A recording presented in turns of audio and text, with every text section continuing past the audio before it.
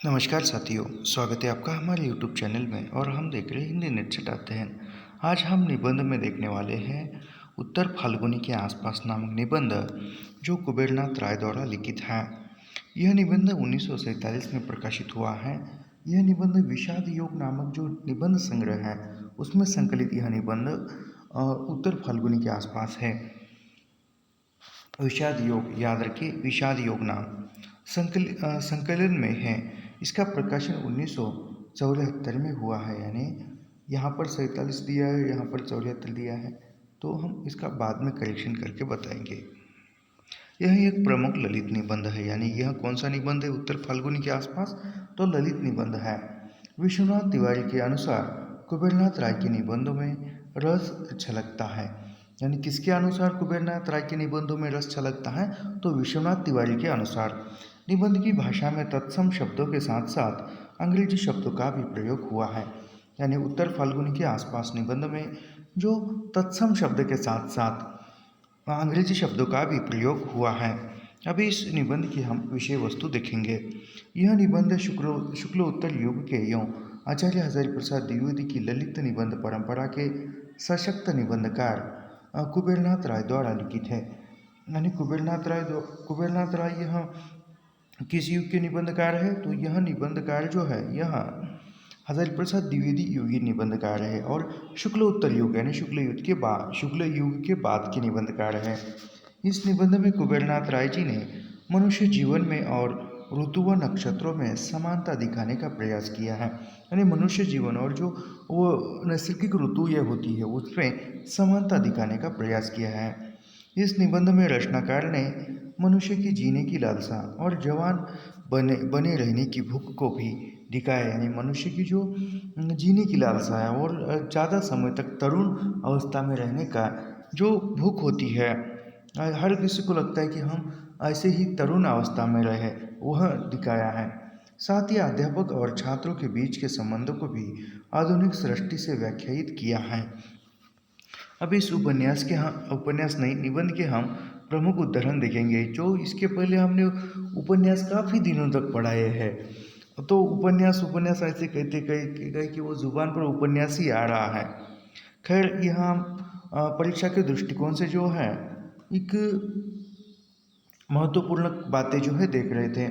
वर्षा ऋतु का अंतिम नक्षत्र उत्तर फाल्गुनी है, यानी वर्षा ऋतु का अंतिम नक्षत्र कौन सा होता है, तो उत्तर फाल्गुनी है। हमारे जीवन में गदह पचीसी सावन मन भावन है, यानी उत्तर फाल्गुनी मनुष्य के जीवन में क्या है, गदह पचीसी सावन मन भावन है, बड़ी मौज रहती है। परंतु 27वें आते आते घनघोर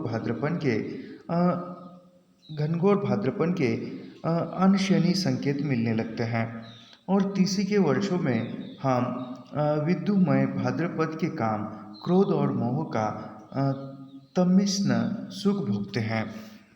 परंतु जीवन का वह भाग जिस पर हमारे जन्म लेने की सार्थकता निर्भर है, 25 और 40 या ठेल ठाल कर 45 के बीच पड़ता है। इसके पूर्व हमारी जीवन की भूमिका यह तैयारी का काल है और बाद फलागम या निमिसिस की प्रतीक्षा है।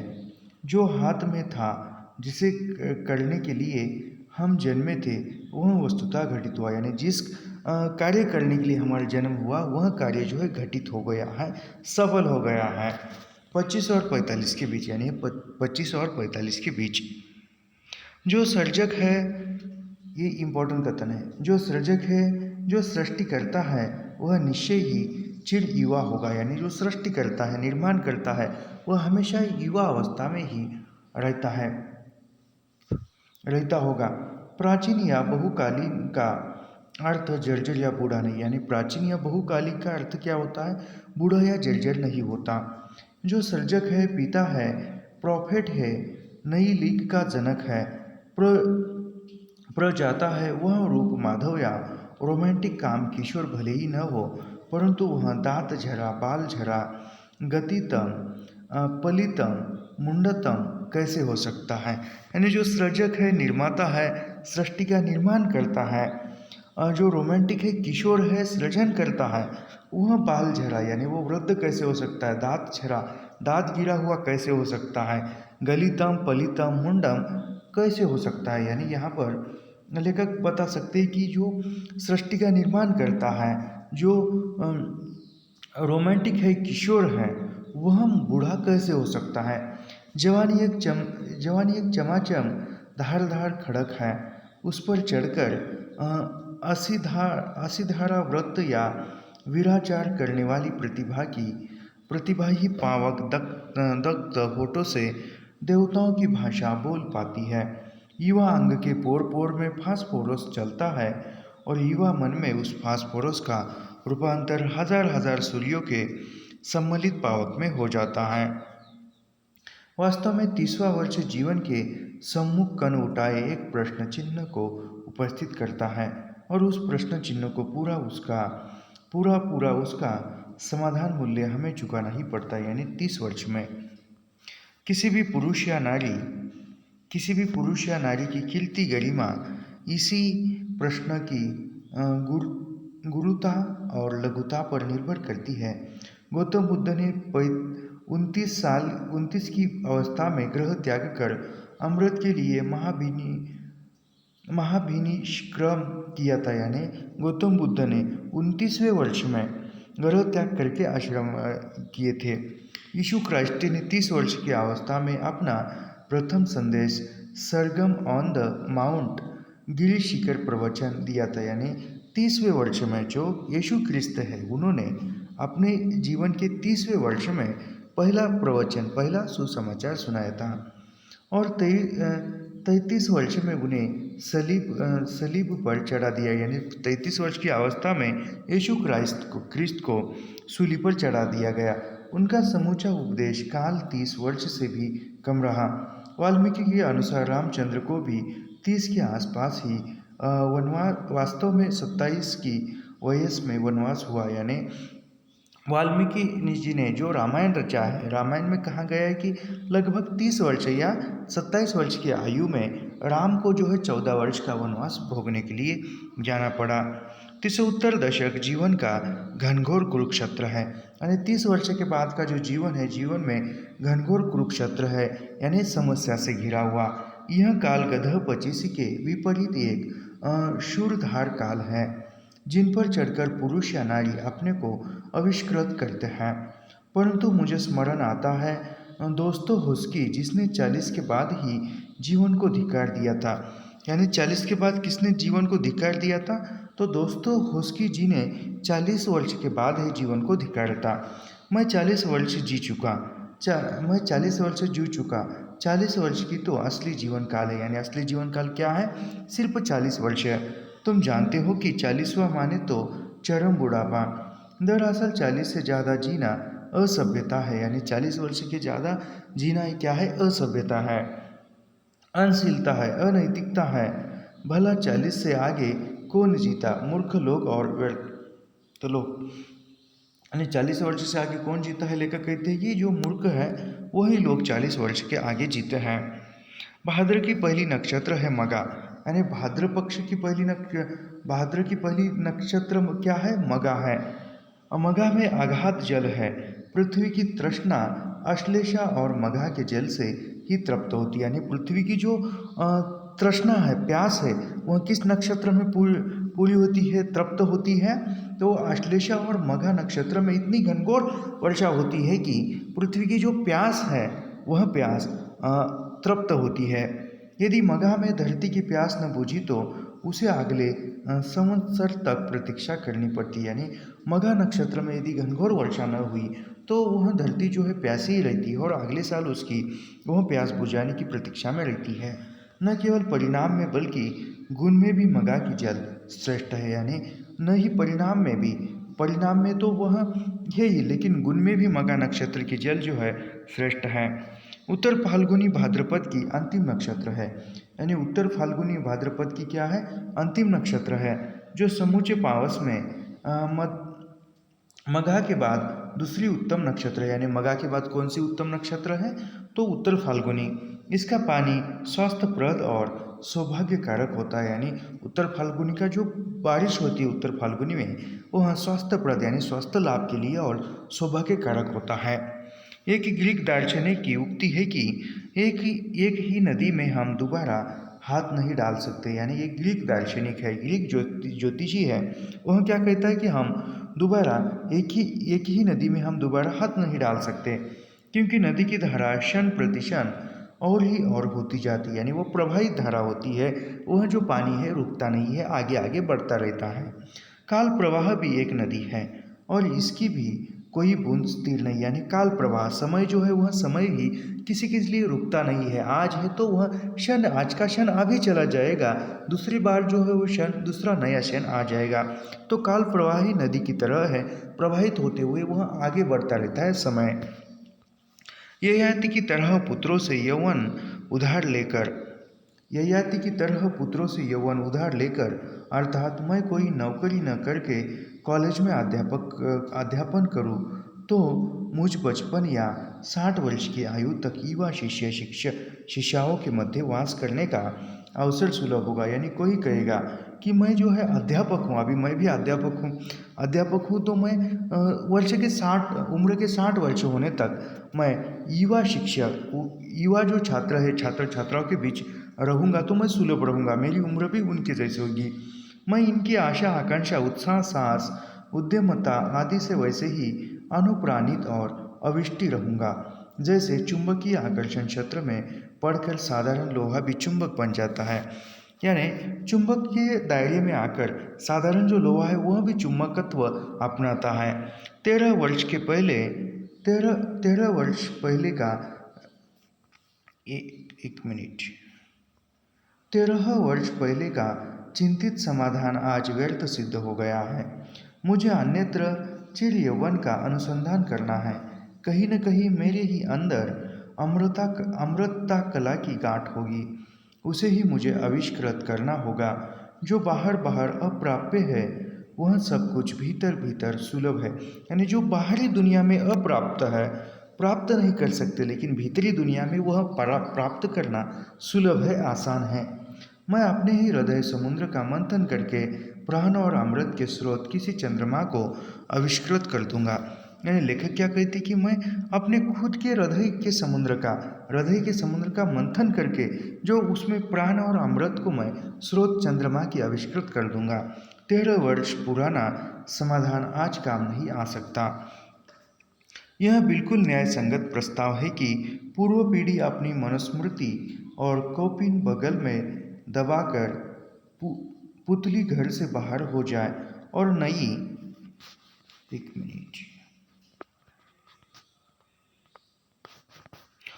पीढ़ी को अर्थात हमें और हमारे बाल खिल्लियों को अपने शिष्यों के यश अपयश का पट स्वयं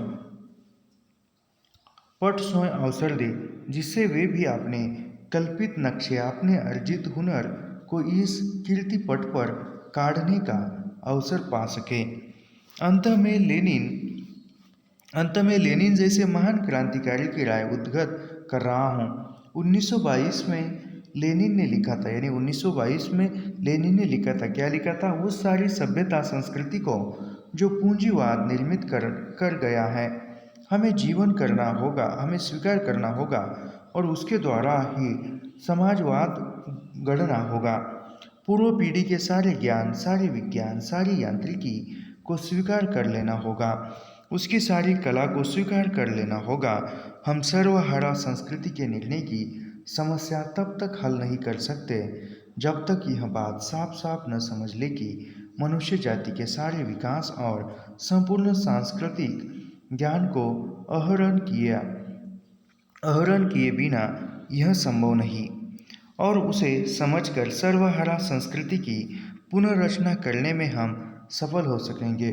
सर्वहारा संस्कृति अज्ञात शून्य से उपजने वाली चीज़ नहीं। यानी जो सर्वहारा संस्कृति है वह अज्ञात शून्य से उपजने वाली चीज़ नहीं है, और न यह उन लोगों के द्वारा गढ़ी ही जा सकती है जो सर्वहारा संस्कृति के विशेषज्ञ विद्वान कहे जाते हैं। यानी जो सर्वहारा संस्कृति है उसके विशेषज्ञ विद्वान कहे जाते हैं, ये सब बातें मूर्खतापूर्ण है, इनका कोई अर्थ नहीं होता। सर्वहारा संस्कृति उसी ज्ञान का स्वाभाविक सहज विकास होगी, जिसे पूंजीवादी, सामंतवादी और अमलातांत्रिक व्यवस्थाओं के जुए के नीचे हमारी संपूर्ण जाति के विकसित किया है। आज जोखिम वह उठा रहा है जो नदी की वर्तमान धारा के प्रतिकूल धारा के हुक्म को अस्वीकार करते हुए कह रहा है, मूल्य भी क्या तोड़ने की चीज़ है, तो तोड़ेंगे। वह बदला जा सकता है तो तोड़ा नहीं जा सकता, यानी जो बदला जा सकता है वह तोड़ा नहीं जा सकता। अंतःमय धार के साथ न बहकर अकेले अपने अंदर की अमृत कला का आविष्कार करने को कृत संकल्प हूँ। यानी लेखक क्या कहते हैं कि मैं अंतःमय धार के साथ, यानी नदी की जो प्रवाह है उस प्रवाह के साथ अकेले न बहकर अकेले जो अंतर्मन है अंदर की अमृत कला का आविष्कार करने को कृत संकल्प हूँ। बिना रोध के, बिना तट के जो धार है वह कालमुखी वन्य है, रोधवती और तटिनी नहीं। यह तो मैं मानता ही हूँ कि सृजक या रचनाकार के लिए नॉन कन्फर्टिस्ट होना ही जरूरी है। कवि या किसी साहित्येतर क्षेत्र के सृजक या विधाता को यह बात भी गांठ में बांध लेनी चाहिए कि 100% अस्वीकार या नॉन कन्फर्मिंग से भी रचना या सृजक असंभव हो जाता है। ये काफ़ी इम्पोर्टेंट कथन है, याद रखिए।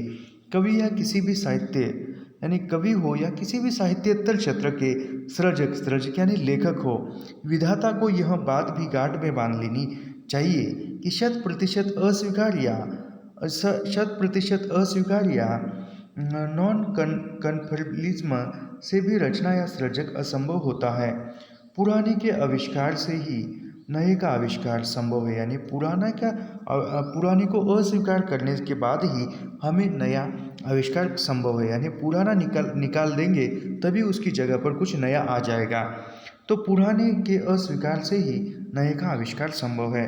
यह कुछ हद तक ठीक है, परंतु नए भावों या विचारों के उद्गम के बाद उपकरण या अभिव्यक्ति के साधन यह कुछ हद तक ठीक है, परंतु नए भावों या विचारों के उद्गम के बाद उपकरण या अभिव्यक्ति के साधन का प्रश्न उठता है, और इसके लिए नॉन कन्फर्मिज्म को त्याग कर 75% पुराने उपकरणों में से ही निर्वासित, संशोधित करके कुछ को स्वीकार कर लेना होता है। रचना की आइडिया के आविष्कार के लिए तो अवश्य विद्रोही मन चाहिए, यानी रचना की आइडिया यानी कुछ लिखने की आइडिया जो है उसके लिए कौन सा मन चाहिए? विद्रोही मन चाहिए। परंतु रचना का कार्य प्रोसेस आइडिया के आविष्कार के साथ ही समाप्त नहीं हो जाता। यानी जो रचना का कार्य है, रचना करने का जो कार्य है वो प्रोसेस, प्रक्रिया आइडिया के आविष्कार से ही समाप्त नहीं होता। रचना प्रक्रिया में स्वीकारवादी मन की भी उतनी ही आवश्यकता है, अन्यथा आइडिया या ज्ञान का क्रिया में रूपांतर संभव नहीं। ये काफ़ी इम्पोर्टेंट कथन है, पूछा जा सकता है, याद रखिए। ये कहाँ से पूछा जा सकता है?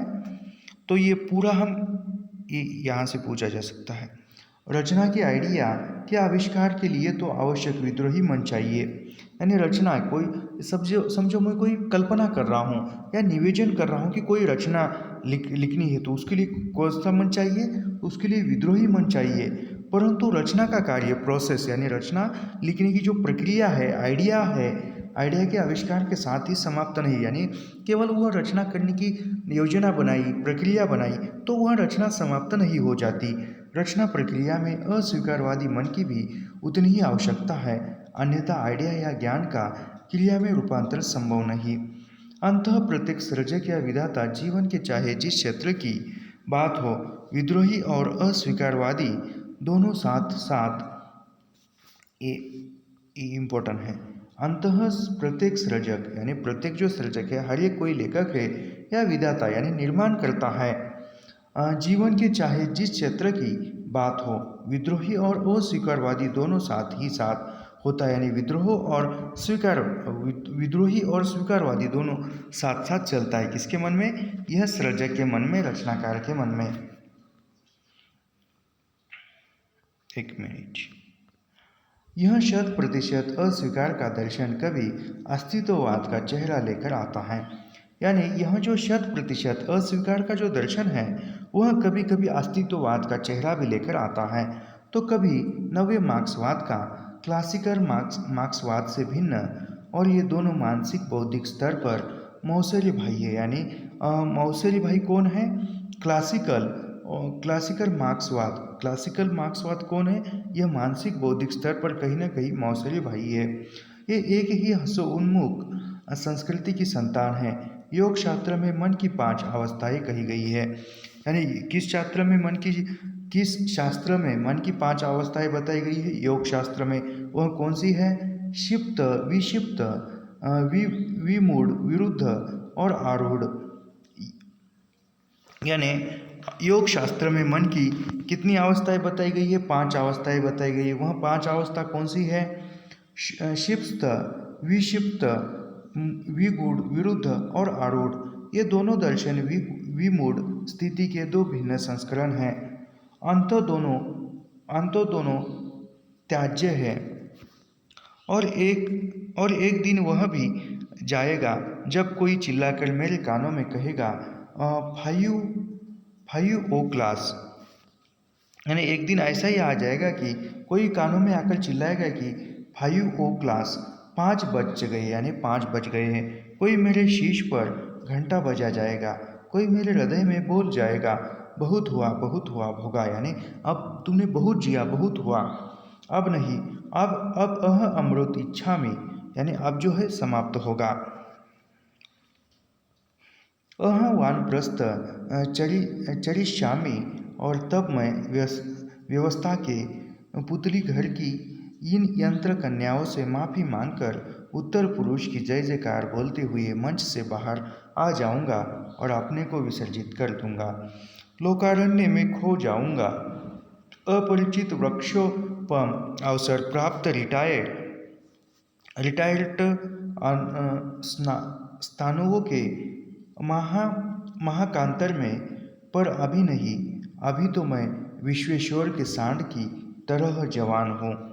तो यह यहाँ पर हमने उत्तर फाल्गुनी के आसपास इस निबंध की जो महत्वपूर्ण बातें थी वह हमने देखी हैं।